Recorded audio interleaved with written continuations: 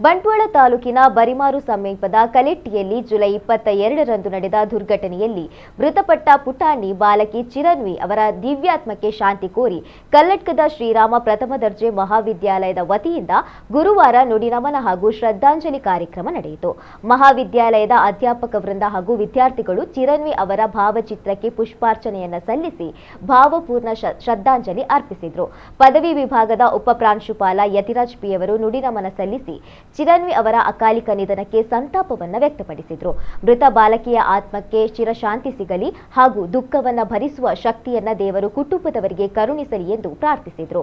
ಬಳಿಕ ಮಹಾವಿದ್ಯಾಲಯದ ಅಧ್ಯಾಪಕರು ಹಾಗೂ ವಿದ್ಯಾರ್ಥಿಗಳು 1 ನಿಮಿಷ ಮೌನಾಚರಣೆ ನಡೆಸಿ ಚಿರನ್ವಿ ಅವರ ದಿವ್ಯಾತ್ಮಕ್ಕೆ ಶಾಂತಿಯನ್ನ ಕೋರಿದರು.